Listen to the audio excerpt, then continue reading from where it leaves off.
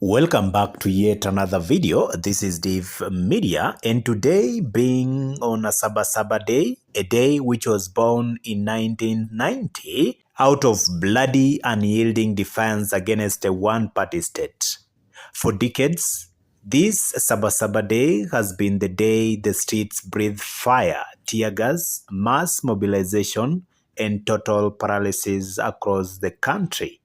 But today, something shifted. If you walked into the Nairobi CBD, you didn't see massive waves of protesters. You saw a fortress.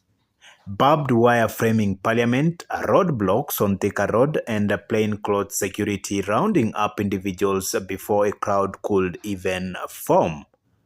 The fire wasn't gone, but the streets were quiet. Why did this SABA look so drastically different? The first and most obvious answer is a tactical chokehold by the state. The police didn't wait for the protests. They suffocated it in the cradle very early in the morning. They were ready for the protests. By sunrise, the National Police Service had effectively condoned off Nairobi. Checkpoints at Githurai, Kangemi, and Waiyaki Way turned entering the Nairobi CBD into an interrogation place. Public transport was restricted, and the deployment wasn't just anti-riot squad. It was an unprecedented mix of ununiformed officers, mounted police, and plainclothes units snatching organizers straight off the pavement. When you criminalize the act of gathering before the gathering even happens, high-intensity street battles turn into a game of hide and seek that the state is rigged to win. But a lockdown only works if people want to stay home.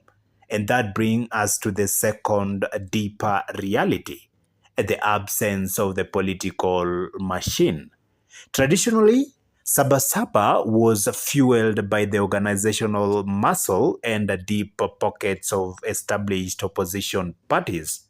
Think ODM, Orange Democratic Party. But today, the political landscape has fragmented.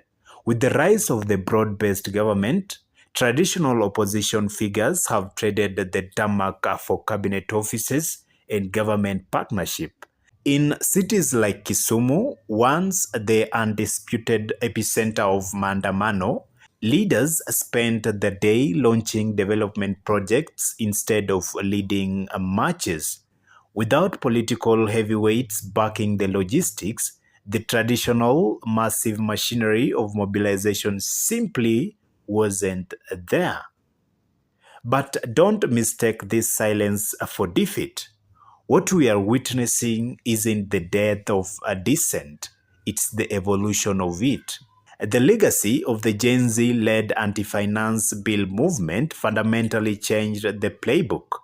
Today's activists aren't looking for a political savior, and they aren't trying to match the state's physical brutality in the streets.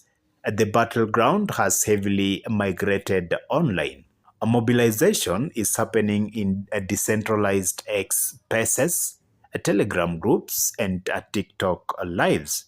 Activists are realizing that marching thousands of people into a heavily armed police trap isn't always the most effective strategy.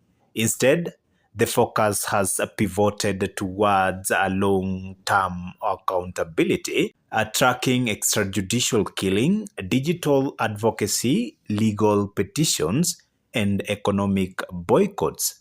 It's a shift from explosive single-day street anger to sustained decentralized pressure.